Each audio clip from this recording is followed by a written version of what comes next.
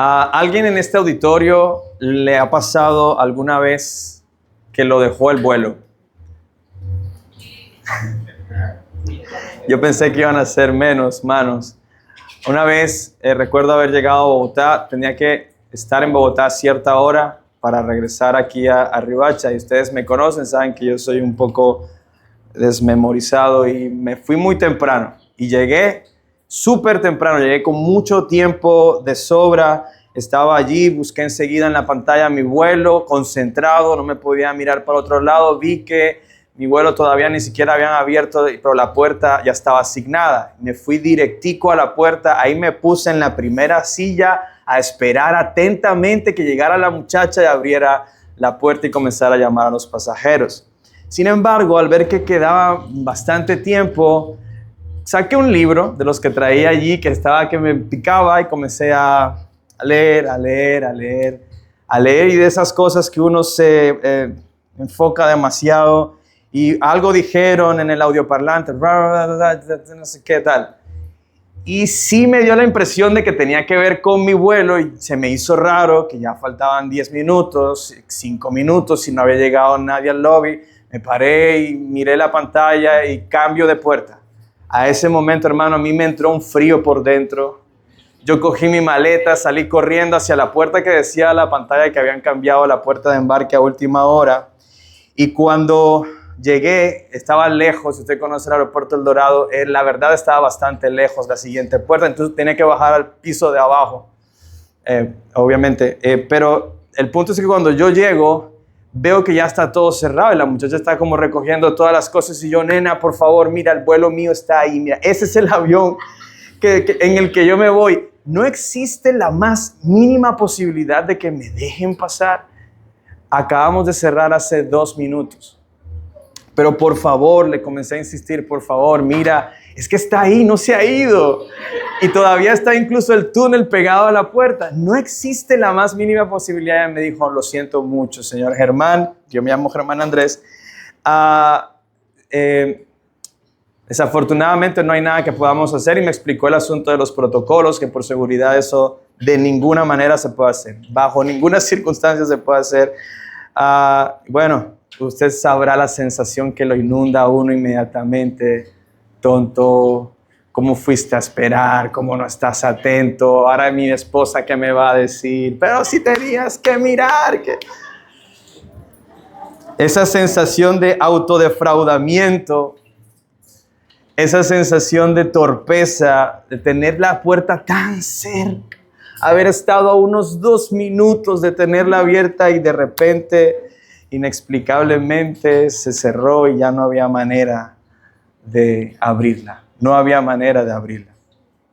Creo que la muchacha sintió cierta compasión conmigo y al ver mi dolor y mi aflicción me dijo, pero no se preocupe, como fue un cambio de parte nuestra, pues le vamos a dar un lugar en el vuelo que va después. Y yo dije, bueno, no tengo que pagar nada al menos para irme a mi casa. Pero la historia que vamos a leer a continuación no tuvo ese final feliz. Jesús nos va a narrar una historia, amados hermanos, que en realidad tiene un tono demasiado aterrador. Porque la puerta que se cierra en esta parábola es la puerta más importante de la vida de cualquier persona. Vaya conmigo a Mateo 25, capítulo 25, versículos. Vamos a leer los versículos hoy del 1 al 13. Mateo 25, versículos del 1 al 13. Leo para ustedes lo que dice la palabra de Dios. Entonces el reino de los cielos será semejante a 10 vírgenes que, tomando sus lámparas, salieron a recibir al novio. Y 5 de ellas eran insensatas y 5 prudentes, porque las insensatas, al tomar sus lámparas, no tomaron aceite consigo. Pero las prudentes tomaron aceite en frascos juntamente con sus lámparas. Al tardarse el novio, a todas les dio sueño y se durmieron. Pero a medianoche se oyó un clamor: ¡aquí está el novio! ¡Salgan a recibirlo! Entonces todas aquellas vírgenes se levantaron y arreglaron sus lámparas. Y las insensatas dijeron a las prudentes: dennos de su aceite, porque nuestras lámparas se apagan. Pero las prudentes respondieron: no, no sea que no haya suficiente para nosotras y para ustedes. Vayan más bien a los que venden y compren para ustedes. Mientras ellas iban a comprar, vino el novio, y las que estaban preparadas entraron con él al banquete de bodas, y se cerró la puerta.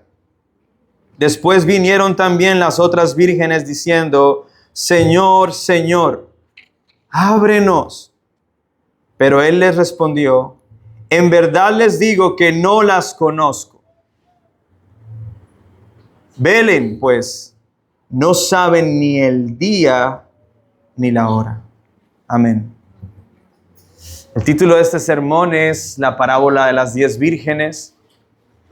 Y esta parábola, como usted puede entender, es una figura retórica que los maestros en Israel solían usar para explicar verdades que querían que quedaran impregnadas en el corazón de las personas. Y probablemente usted ya había escuchado esta parábola. Si no la había escuchado, pues nunca más se te va a olvidar esta parábola, porque tiene la capacidad, como toda parábola, de ser memorable. Al Jesús narrar esto a través de una historia, hace que no se nos olvide. Puede que no nos lo sepamos tal cual al pie de la letra, pero la historia se queda en nuestra mente, y es una figura retórica muy usada por Jesús. Jesús ya ha estado usando parábolas antes en este libro de Mateo, y Jesús las usa para ilustrar verdades acerca del reino de los cielos. Por eso esta parábola inicia diciendo: entonces el reino de los cielos será semejante a.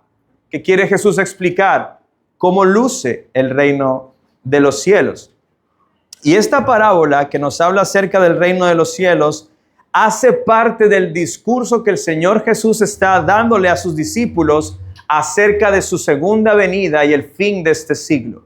Recuerda que en aquel momento les explicaba al iniciar este discurso que Jesús está poniéndonos la escatología muy sencilla. Vivimos en el siglo presente, el siglo venidero es la eternidad, y en medio de ambos siglos está su segunda venida.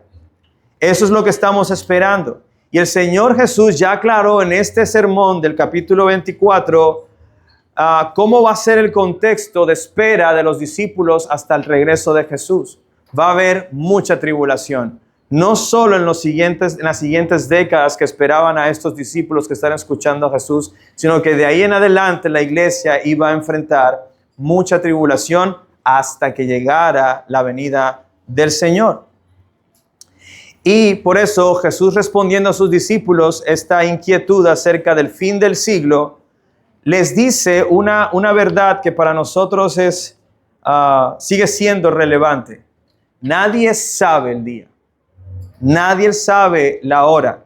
Y eso es precisamente lo que Jesús tiene en mente al narrarnos esta parábola. Cuando él miraba a sus discípulos tratando de entender cómo así que nadie sabe el día. Queremos saber el día. Incluso muchos maestros, no sé con qué motivación en su corazón, en las décadas anteriores han estado sacando cálculos, adivinando o tratando de calcular el día del regreso del Señor, y no han quedado más que avergonzados, porque las palabras de Jesús son claras. Nadie sabe el día ni la hora. Y eso tiene un propósito. Y particularmente ese propósito lo vamos a entender al final de esta parábola. Porque es vital que el creyente, desde ese momento en que están escuchando esas palabras de Jesús hasta nuestros días y hasta que Él regrese, debe mantener siempre una actitud de alerta, estar preparados, manteniéndonos preparados todo el tiempo para el regreso del Señor Jesús. Por lo tanto, yo creo que la idea principal de esta parábola es que solamente quienes se encuentren preparados entrarán al reino de los cielos cuando el Hijo del Hombre regrese. Yo creo que esa es la idea principal de esta parábola, o lo que busca ilustrar. Que solamente quienes estén preparados entrarán al reino de los cielos cuando el Hijo del Hombre regrese. Y vamos a seguir entonces el desarrollo de esta parábola, no añadiéndole nada a las palabras de Jesús, siguiendo la dinámica que nos presenta. Esta parábola nos dice al menos 3 cosas que quiero que consideremos. Número 1, ¿cómo nos preparamos? Aprendemos de la parábola cómo prepararnos para el regreso del Señor. En segundo lugar, aprendemos cómo será el regreso del Señor. Él lo está ilustrando allí. Y número 3, la consecuencia de no estar preparados el día de su regreso. Entonces son esas 3 cosas. Cómo prepararnos, cómo será su regreso y la consecuencia de no estar preparados el día que Él regrese. Entonces, vamos a mirar el primer encabezado, que sería la preparación para entrar al reino de los cielos. No veo a mi hijo. Me pidió de manera particular que fuera claro en los puntos. La preparación, hijo, para entrar al reino de los cielos. Palabra clave allí, preparación. Ahora, previamente en este discurso del Monte de los Olivos, Jesús le advirtió a sus discípulos que velaran porque no sabían el día y la hora en que su Señor regresaba. Eso está en el capítulo 24, versículo 42. Y esta advertencia es la que Él ha estado ilustrando. Anteriormente usó la historia de Noé y el diluvio para ilustrar esa verdad. Velen porque la venida del Señor será como en los días de Noé, que nadie creía, nadie sabía cuándo iba a pasar, pero sucedió y tal cual como el Señor lo predijo, así pasó. Y luego usa la parábola del siervo fiel, que fue la que estuvimos viendo en el sermón pasado, para contarnos que como no sabemos qué día viene el Señor, estemos listos y que seamos hallados sirviendo en la casa del Señor. Eso es lo que Él ha estado diciendo una y otra vez. La parábola anterior nos enseña entonces qué quiere Jesús que nosotros estemos haciendo cuando Él regrese. Y la respuesta, como vimos, es sirviendo en su casa, sirviendo en pro de su reino, siendo útiles para el reino de los cielos. Pero ahora en esta parábola, Él es más intencional y dice, entonces el reino de los cielos será semejante a 10 vírgenes que tomando sus lámparas salieron a recibir al novio. Fíjense que en esta oportunidad, Jesús dice, el reino de los cielos será semejante.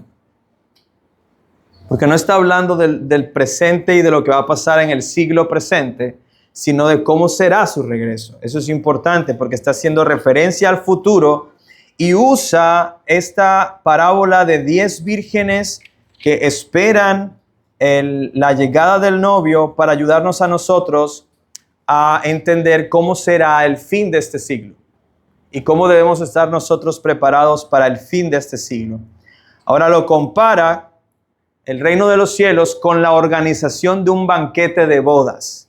Y esto es importante, porque no solamente habla del banquete de bodas, que ya incluso ha tocado eso en otra parábola, sino que habla específicamente del rol que cumplen las vírgenes de honor en una boda real. Estamos hablando de la boda de un rey. Esto era un evento social. O sea, si Colombia tuviera o si Riohacha tuviera un rey, todo el mundo lo conocería. Y como es nuestro gobernante, ser invitados a la boda del rey es un honor muy grande. No tengo que explicar eso porque es obvio. Cualquiera de nosotros quisiéramos estar en la boda de nuestro rey. Por lo tanto, socialmente, ser invitados a la boda de un rey era un honor. Ahora imagínate, no solo ser invitados a la boda, sino ser parte del grupo más cercano de la novia. Porque estas vírgenes eran invitadas de honor de parte de la novia para recibir al novio en una especie de ceremonia que se hacía en el cual estas mujeres eran súper honradas simplemente con el papel de estar allí esperando al novio. ¿Qué buscaba este acto protocolario? Embellecer el camino del novio, que generalmente o era el rey o era el hijo del rey quien se iba a casar con su esposa, y estas damas debían estar listas esperando al novio para hacer honor a eso. Entonces, Yo sé que usted ha estado en ese contexto de bodas y sabe lo bonito que es y lo genial que es. Todos hemos visto cuando entran los pajecitos, ¿no? Y uno se sonríe, ¡ay, qué lindo, qué ternura, qué bonito! Las damas de honor, bien vestidas, bien ataviadas. Ninguna dama de honor en nuestros días iría a la boda de su familiar o amiga con un tomate aquí porque, espérate, que es que estaba haciendo la comida, entonces tuve que venir de rapidez, espérate. ¿Cómo es que es? Nadie hace eso. Todo el mundo se atavía correctamente, adecuadamente, algunas incluso durante esas semanas en trabajo de cabello y todo ese asunto, porque quieres de alguna manera mostrar que para ti es un honor ser parte de esa corte invitada a una ceremonia tan importante. Por eso, las vírgenes no es una referencia a la novia. No, las vírgenes eran amigas de la novia que iban a recibir al novio como una forma de honrar al novio y la amistad que había entre ellos. Entonces, no es un honor cualquiera. Es el honor más alto que cualquier persona en el banquete podía tener, además del novio y la novia, obviamente. Jesús continúa con la parábola diciéndonos algo especial de estas 10 vírgenes. 5 de ellas eran insensatas y 5 eran prudentes. Y eso es muy importante tener en cuenta porque el mismo texto nos dice por qué Jesús les llama a unas insensatas y a otras prudentes. Dice, porque las insensatas, presten atención a las palabras, al tomar sus lámparas, no tomaron aceite consigo. Pero las prudentes tomaron aceite en frascos juntamente con sus lámparas. Tomar una lámpara sin aceite es el símil a nuestros días de tomar una linterna sin baterías. Pero no necesariamente quiere decir, porque la parábola no nos especifica, pero tampoco es el punto, si las lámparas ya estaban prendidas o si las iban a prender en el momento en que llegaran. No lo sabemos. Lo que sí sabemos es que unas fueron insensatas porque tomaron las lámparas sin aceite. Y al parecer ellas entendían eso, que las lámparas que estaban tomando no tenían aceite. Porque las otras, y quizás todo pasó en un mismo evento, sí tomaron aceite. Sí tomaron aceite.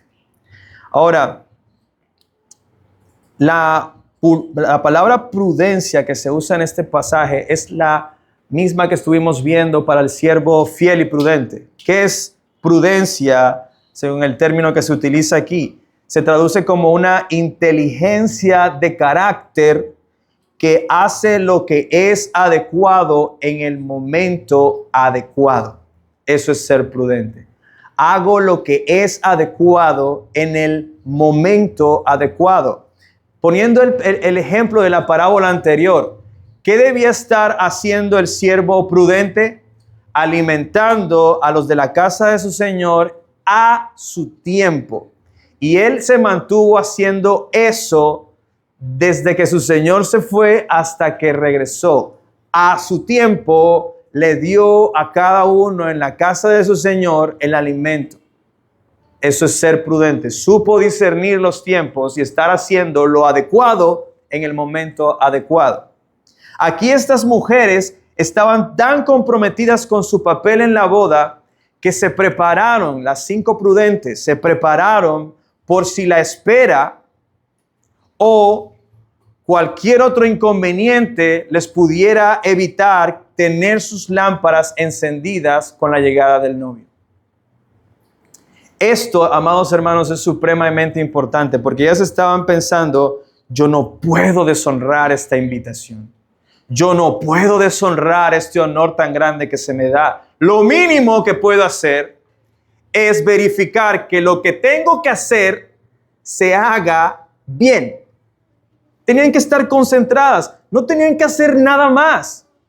Ellas debían estar allí con sus lámparas encendidas, dándole la bienvenida al novio, eso es todo. Ahora, las vírgenes en esta historia representan, aquí vamos ya a pasar a la parte de interpretación, representan a todas las personas que profesan ser creyentes. Fíjate que no digo a todos los cristianos, sino a todas las personas que profesan ser creyentes. ¿Por qué? Porque todas ellas son invitadas a la boda de parte de la novia. Hacen parte del grupo de las personas que están invitadas. Sus nombres están en la lista de personas que van a participar del banquete de bodas. Pero ojo. Esto no quiere decir que esta parábola se trata de cristianos y ateos, de personas que aman al Señor y personas que dicen aborrecer a Dios. No. No estamos hablando del impío y del creyente. Estamos hablando de personas que dicen que son creyentes. Entre ellos, algunos son verdaderamente cristianos. Pero otros dicen que son cristianos, pero no son verdaderamente cristianos. Entonces tenemos aquí un grupo de personas que hacen parte de los que se suponen que deben participar de la boda del Cordero. Pero vemos al final de esta historia que para unas no es así. Esta no es una parábola que se puede usar para decir que la salvación se pierde, porque al final la imprudencia no fue que ya se les cayó la lámpara o que se les regó el aceite. La imprudencia es que desde el mismo principio nunca se prepararon. Y eso marca una diferencia. Esta parábola se trata entonces de cristianos profesantes. Unos se preparan adecuadamente para la llegada del novio y otros que son insensatos, escucha esto, ven con desdén y negligencia la venida del Señor. Por eso no se preparan adecuadamente. Lo están postergando. Después me comprometo con Dios. Primero vivo mi vida y disfruto. Después me comprometo con el Señor. Pero eres cristiano. Sí, soy cristiano. Pero después les sirvo. Después maduro. Después doy fruto de arrepentimiento. Amados, en este punto entonces es importante preguntarle a cada una de las personas que están en este lugar: ¿cómo ves tú la llegada de Jesús? ¿La anhelas? ¿Es importante para ti esta verdad? ¿Tu vida gira en torno a eso? Y eso es importante, porque si dices que sí, quiere decir que cada decisión que tú tomas en tu vida está pensando en el regreso de Jesús. Y eso es lo que hace una virgen prudente y, para nuestra interpretación, un verdadero creyente. Pensar, y todo lo que yo tengo que hacer es estar listo. ¿Hay otras cosas que hacer en esta vida? Sí, pero tengo que estar listo para la llegada del novio. Así que el regreso de Jesús para ti importa tanto que estés en estos momentos enfocado en que el Señor te encuentre sirviendo cuando regrese. ¿Es eso una prioridad en tu vida? ¿Servir en la casa del Señor? ¿Es eso importante para ti? ¿O es algo que harás en otro momento? La prudencia es una cualidad de los cristianos. La prudencia que sabe que tiene que hacer lo que tiene que hacer en el momento que lo debe hacer, lo cual debe llevarnos hoy a cada uno de los que estamos en este lugar a examinarnos cómo nos estamos preparando para la llegada del Señor. Porque sea que venga hoy o demore aún en llegar 10, 20, 30 años, tú debes prepararte como si Él viniera hoy y vivir cada día tomando decisiones como si Él viniera hoy. Eso es ser prudente y sabio.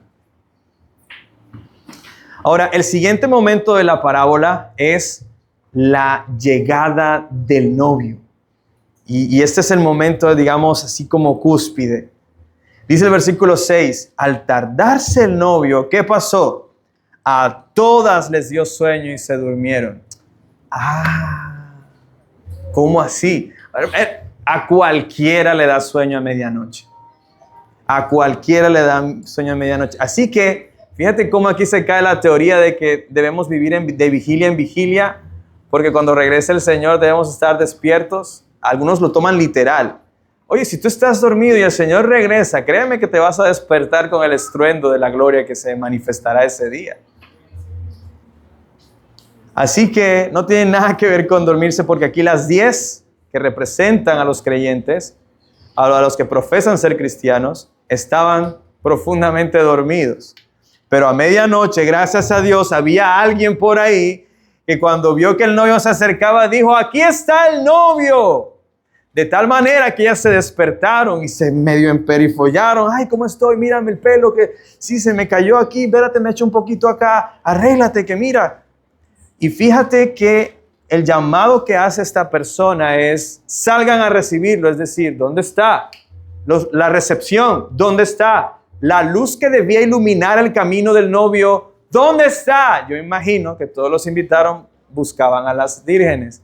Las damitas, ¿dónde están? ¿Dónde están? Amados, es evidente, yo creo que no hay que dar mucha vuelta aquí para entender que el novio es Jesús, ¿cierto? Jesús es el novio, y lo interesante de esto es que la llegada del novio se tardó, se demoró. Entonces tenemos aquí al personaje más importante de esta noche, el cual es digno de ser recibido aún si entendemos que se está demorando. Y es digno de ser recibido con todo honor, y las personas debían estar preparadas, porque es el rey o el hijo del rey, cualquiera que sea. Jesús es ese rey que viene y que estas vírgenes debían estar esperando. Sin embargo, Jesús es intencional en esta historia en resaltar que el novio se demoró. ¿Cuál es el problema? ¿Que se durmieron? No, ese no es el problema. Que al momento que ellas no esperaban, a medianoche se oyó el clamor que anunciaba al novio, y a quienes lo habrían de recibir se supone que deberían estar listas. Y aquí es donde viene el problema de nuestra historia. ¿Estaban ellas listas para darle honor al novio en su llegada? Dice el versículo 7 hasta el 9. Entonces todas aquellas vírgenes se levantaron y arreglaron sus lámparas. Me encanta porque resalta eso de las prudentes. Ellas tomaron sus lámparas y enseguida dijeron: mi papel en esta boda es tener esta lámpara encendida y ponerme en la entrada para recibir al novio. No hay otra cosa más importante. Y cuando ellas se despertaron, lo primero que dijeron: la lámpara, ¿dónde está? Vamos a encenderla, ya llegó el novio. Pero las insensatas dijeron a las prudentes: dennos de su aceite, porque nuestras lámparas se apagan. En Riohacha, a este tipo de personas se les llama pechugonas. No se prepararon, pero pretenden improvisar en el camino a costas de otro. A costa de otro. Del sacrificio de otro, del esfuerzo de otro, de lo que otro está haciendo bien. Y yo improviso. Él se esforzó, pero yo quiero improvisar y aprovecharme de su esfuerzo para sacar provecho yo. Pero estas mujeres son tan sabias que les dijeron: no porque no querramos compartir y nuestro corazón es malo, no por eso, sino que si compartimos con ustedes es probable que no nos alcance tener la lámpara encendida y terminemos de alguna manera deshonrando al novio en su llegada. No, Señor, vayan y compren a los que venden. Y en ese momento, a medianoche, no sé si existían tiendas de aceite 24 horas, no estoy seguro, pero ellas salieron a buscar ese asunto y no sabemos si consiguieron. Ahora, aquí hay dos realidades importantes a tener en cuenta. Número uno, las lámparas debían o estar apagadas o estarse apagando, por lo que ellas dicen, por causa de la demora del novio. Es que el novio se demoró. Y si las lámparas estaban encendidas, es muy probable que duraron encendidas toda la noche. Piensa, de pronto ellas estaban ahí, como algunas bodas, a las 6 de la tarde, con su lamparita encendida. A las 8 ya estaban sentadas, conversando. a las 10:30 estaban así ya algunas cabeceando, pero la lamparita ahí encendida. Pero el punto es que no alcanzó el tiempo para el aceite que supuestamente tendrían las lámparas. ¿Qué fue lo genial de esto? Que la prudencia de las vírgenes sabias es que se prepararon para esperar al novio el tiempo que fuera necesario. Ellas iban a perseverar esperando con su aceite en mano. Por si se acaba, aquí hay más. Cosa que no pensaron las insensatas. Y el Señor está trayendo esta historia de manera intencional, para que te veas tú allí reflejado. Tú eres prudente o insensato. ¿Estás viviendo para Dios cada día como si fuera el último? ¿O estás esperando que después ya me pongo a cuentas con el Señor? La segunda realidad importante a destacar aquí es que la luz que debemos preparar es intransferible a otros. Estas vírgenes no les dieron de su aceite a las otras vírgenes porque se entiende entonces en esta enseñanza que la provisión que ellas tenían era para uso personal. Entonces es por eso que las animan a ir a buscar su propio aceite, porque ellas no estaban dispuestas a deshonrar llevando poca luz o con lámparas medio encendidas o apagándose para recibir al novio. Él no era digno de eso. Ahora, ¿cómo eso nos habla a nosotros hoy? El centro de interés del corazón de las vírgenes prudentes era honrar al novio. Ellas no quisieron compartir el aceite por no deshonrar al novio. Él era el centro. Ellas estaban concentradas en él, en honrarlo, en recibirlo de la manera adecuada. Las otras no se esforzaron. Por eso es que desde el principio de la historia Jesús hizo claridad. Ellas desde el momento en que agarraron la lámpara se prepararon para cualquier inconveniente. Las otras no. Las otras no. Pregunto, ¿es Jesús el centro de interés de tu corazón? ¿Es su regreso el centro de interés de tu corazón? ¿Estás invirtiendo tus mejores momentos en esta vida para ser hallado, sirviendo y honrándole? Recuerdo haber escuchado confesar alguna vez a un joven decir algo como: cuánto lamento haberle dado a Dios y a la iglesia los mejores años de mi vida. A mí me dolió muchísimo porque desde mi juventud yo también he querido servir al Señor todo el tiempo. Y yo puedo decir a los jóvenes que están aquí, si tú estás estudiando, si vas a comenzar la universidad y crees que ser cristiano va a interferir con tus estudios, mira, no hay nada mejor que entregarle tu vida a Cristo desde temprano. La mejor inversión que puedes hacer en tu juventud es buscar a Jesús, conocer a Jesús, tener una relación con Jesús. Nada vale más que eso. Nada vale la pena más que eso. Si yo pudiera volver a ser joven y adolescente otra vez y conocer a Cristo de la manera en que lo conocí, volvería a servirle desde mi primera juventud. No me arrepiento de nada de eso. Me costó cosas, sí, pero vale la pena, porque Él vale la pena. Vale la pena más que nada en este mundo, porque escucha, todas las cosas que tú puedas alcanzar en este mundo pasarán, pero Él y el que tiene una relación con Él se mantiene para siempre.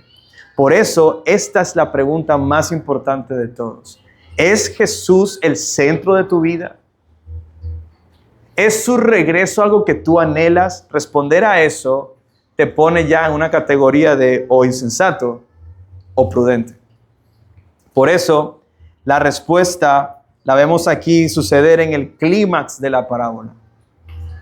Y es el tercer punto de este sermón. Ya vimos cómo nos preparamos. En segundo lugar, cómo será la venida del novio. Tercer lugar, la aterradora realidad de no estar preparados. La aterradora realidad de no estar preparados. Versículo 10. Mientras ellas iban a comprar, vino el novio, y las que estaban preparadas entraron con él al banquete de boda. ¿Y qué pasó? ¡Pum! Se cerró la puerta. Se acabó el tiempo. Amados, este es quizás el aspecto más aterrador de esta historia. Aterrador, es sumamente aterrador, pues estas mujeres sabían de qué se trataba el banquete. Ellas estaban ahí por el banquete. Ellas sabían quién era el novio. Ellas querían estar, incluso se habían ataviado y querían estar adentro del lugar para celebrar con el novio y la novia su boda. Ahora, yo no quiero ni pensar lo que estas mujeres sintieron cuando se iban acercando a aquel lugar y vieron las puertas cerradas. Desde afuera ellas estaban viendo que ya no tenían lugar dentro de esta ceremonia. Habían sido excluidas por su necedad, por su negligencia, por su insensatez, por no estar preparadas. Yo creo, amados hermanos, que no hay pesadilla más grande para los cristianos que la imagen de esta parábola. Que Cristo llegue y la puerta se cierre para ti. Por lo que me imagino que el corazón de quienes estén allí cuando Jesús regrese y vean que la puerta del reino de los cielos se cierra en su cara, vendrán inmediatamente pensamientos como: ay, no debí procrastinar con las cosas de Dios. No debí dejar el buscar a Dios como lo último que iba a hacer en mi vida. Debí ser más diligente. O quizás pensamientos de: ¿y ahora? ¿De qué me sirvió el título? ¿De qué me sirvió la casa? ¿De qué me sirvió toda mi experiencia laboral? ¿De qué me sirven ahora todos mis bienes materiales si la puerta está cerrada? Todas mis excusas en ese momento no me servirán para nada. Ninguna servirá para nada. O quizás algunos van a estar pensando: esto debe ser una pesadilla. Esto no puede estar pasando.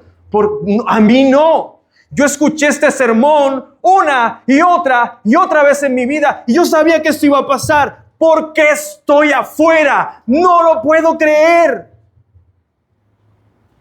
¿Cómo quisiera poder devolver un día, una tarde para prepararme bien? ¿Cómo quisiera al menos una hora haberme preparado bien? Hermanos, pero la crueldad del tiempo en ese momento te va a decir: ya no hay nada que hacer. Ya es demasiado tarde para prepararse como es apropiado. Y yo no quiero que a nadie en este salón le pase eso.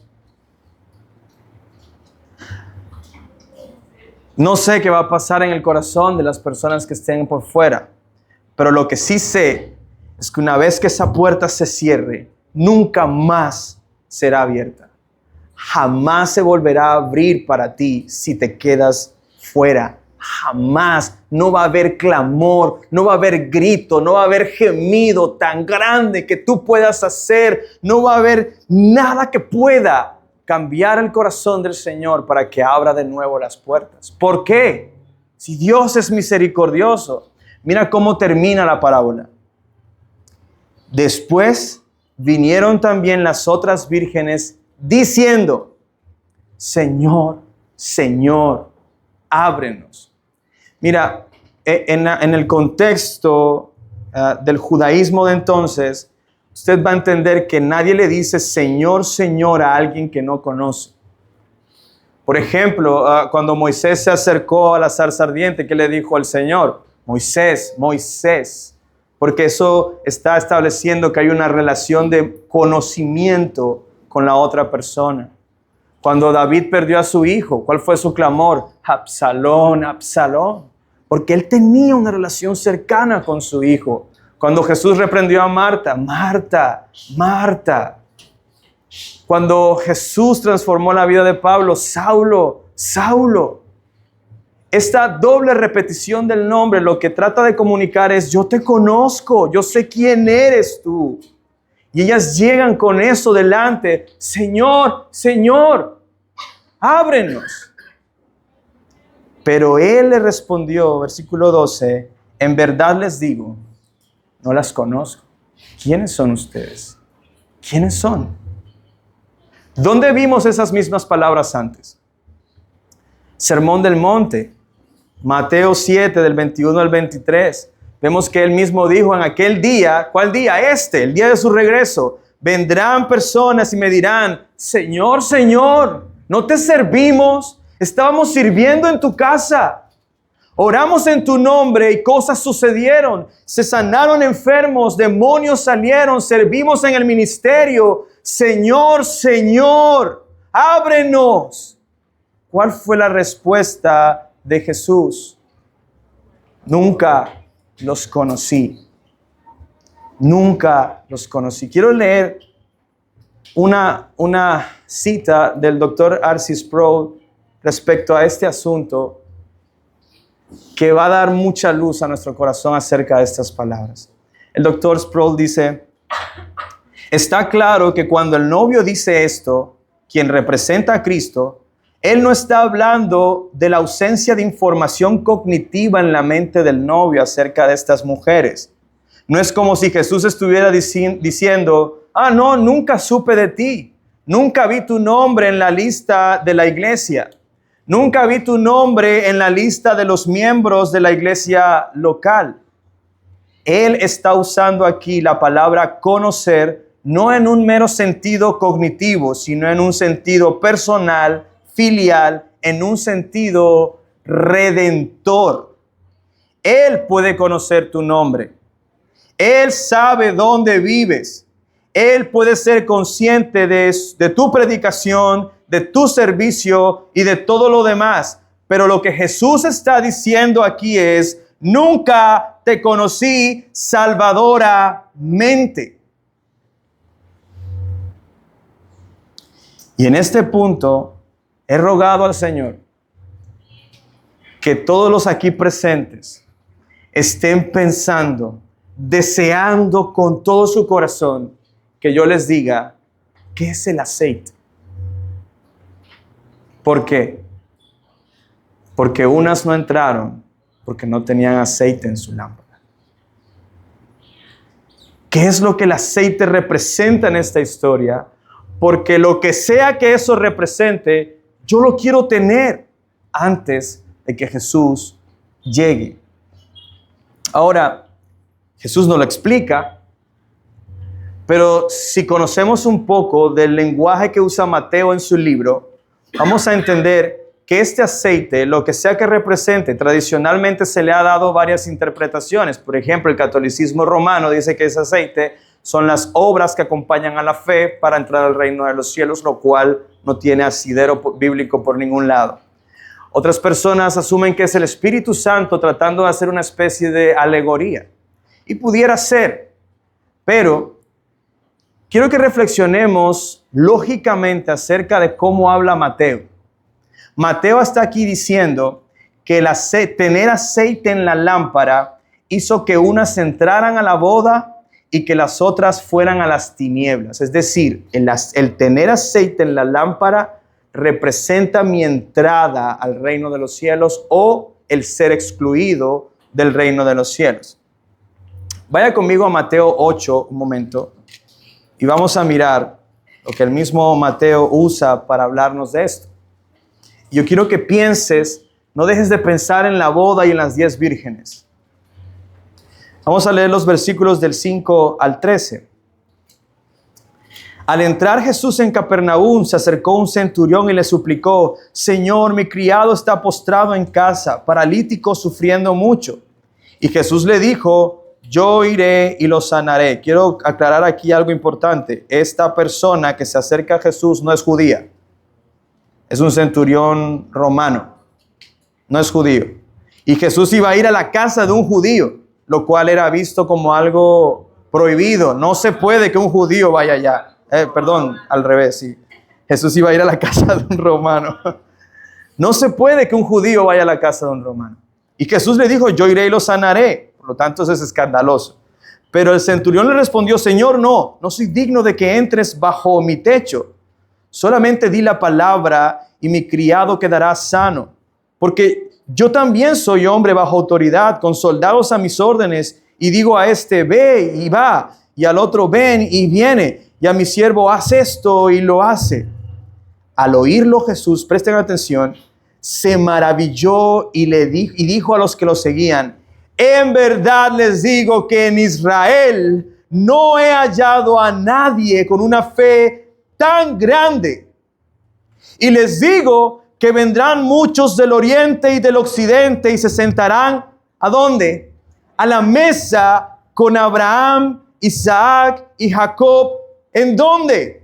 En el reino de los cielos.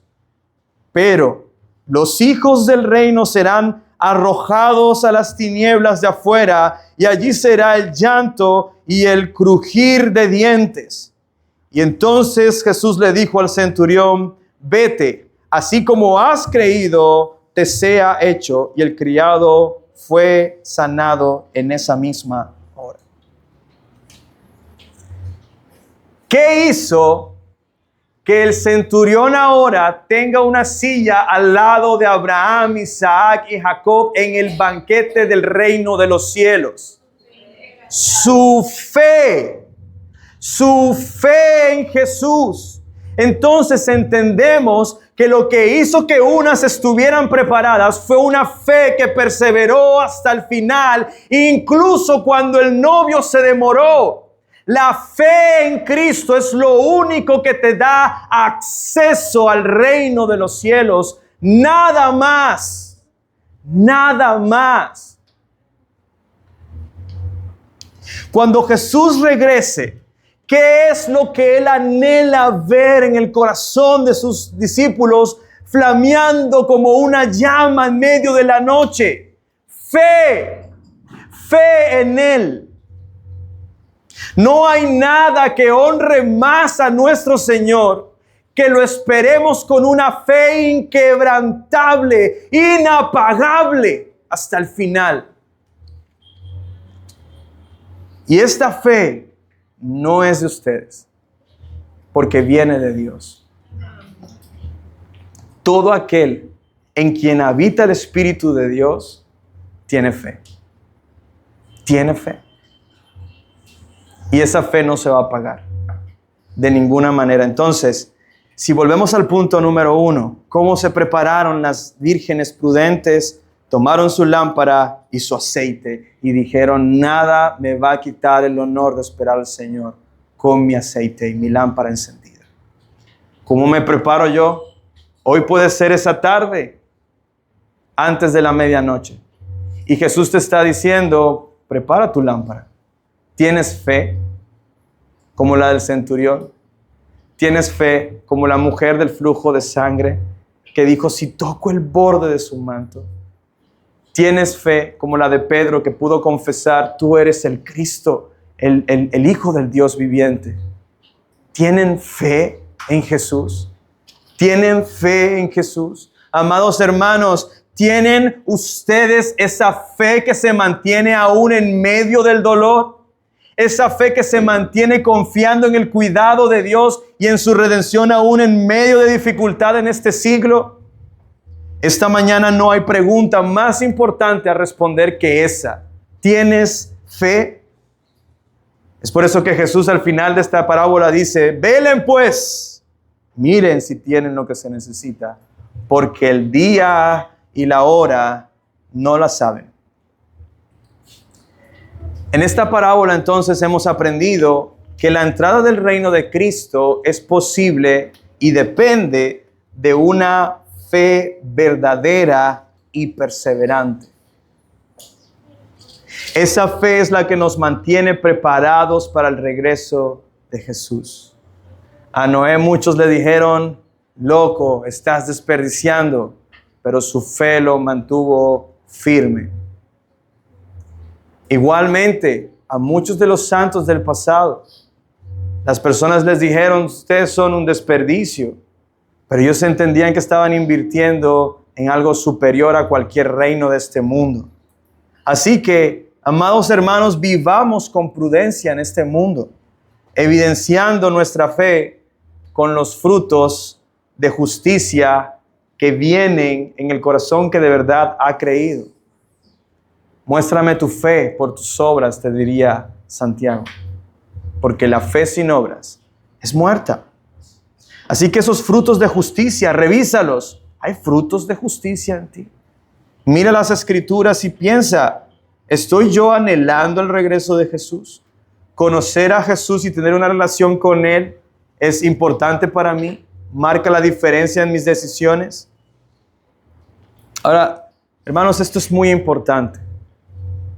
Yo no quiero que ustedes se sientan ofendidos, pero si se ofenden, me alegra que se ofendan porque Dios los está sanando. Pero yo conozco, por lo menos puedo dar testimonio de un par de amigos míos que creían que eran cristianos y que por la gracia del Señor un día se dieron cuenta que no lo eran. Usted no se imagina lo que me pasó a mí en mi corazón cuando yo recibo un día en la tarde la llamada del pastor Eduardo, que en ese momento no era pastor, yo tampoco. Y él me llama y me dice, Andrés, necesito hablar contigo. Después de estar mucho tiempo en la iglesia, sirviendo juntos, incluso en el grupo de alabanza. Y me confiesa ese día, hoy he nacido de nuevo. Yo no sabía que yo no era cristiano. Para mí eso fue aterrador porque yo dije, si Eduardo no era cristiano. Yo no podía entender lo que pasó en ese momento, pero la gracia del Señor le ayudó a ver a él que no estaba en Cristo. No estaba en Cristo. Y a través de la predicación pudo sus ojos ser abiertos y entender que se estaba autoengañando y que iba camino a ser una de esas 10 vírgenes que verían la puerta cerrada. No hay gracia más grande. Si el Señor te ha abierto los ojos a ti a entender hoy que no has nacido de nuevo, eso es un milagro. Porque hoy puedes arrepentirte y creer de verdad. Creer de verdad. Si ese es tu caso, ven a Cristo y toma abundantemente del agua que Él da a todo aquel que se humilla delante de Él para salvación y vida eterna. De esa agua que sana el corazón, que se engaña a sí mismo con la falsa religiosidad. Ven y bebe de Jesús, de esa agua que desintoxica la hipocresía de tu corazón y te da esperanza de saber que para ti las puertas no se cerrarán. No se cerrarán. Aquel día no se cerrarán. Y finalmente, todo aquel que me escucha, yo sé que probablemente aquí hay personas que no son cristianos y no andan diciendo que son cristianos. Son por lo menos sinceros en decir, yo voy a la iglesia, pero no soy cristiano. Eso es aún más aterrador. ¿Por qué? Porque tu problema más grande hoy es que tu nombre no está en la lista de invitados. No está por ninguna parte. Y si Jesús trató así a aquellas que creían que estaban, ¿qué crees que será? ¿Cuál crees que será tu trato? Eso implica que tu problema más grande es que tu condenación se está acercando cada día más. Por eso te invito a que por favor entiendas que hay una sola forma de ser librado de esa condenación. No hay otra forma. Y es creyendo en Jesús. A lo mejor tú dirás, pero es que tú no sabes todo lo pecador que yo soy. Yo soy indigno, yo no merezco ser parte. Precisamente a eso vino Jesús. A los que eran indignos, a los que no podían hacer parte de su reino, a lo vil y menospreciado, a los enfermos, a los que estaban muertos, leprosos, muertos en delitos y sus pecados. Él los vino a rescatar porque les ama. Hoy, si crees en Él, es el día de tu salvación. Si crees en Él, las puertas no se cerrarán cuando Él regrese. Si crees en Él, no escucharás, nunca te conocí. Al contrario, Jesús te mirará y dirá, bien, buen siervo, fiel. Así que el Señor nos conceda a todos los que están en este lugar, y es mi oración, que cada una de las personas, incluyendo a los niños, puedan ser transformados por el poder de su Espíritu, para que aquel día, cuando Él regrese, encuentres para ti las puertas del reino de los cielos abiertas de par en par, y que puedas contemplar aquel día el rostro del Señor para consuelo y gozo eterno de tu alma. Nada es más importante que eso. Nada es más urgente que eso. Que el Señor nos ayude. Oremos.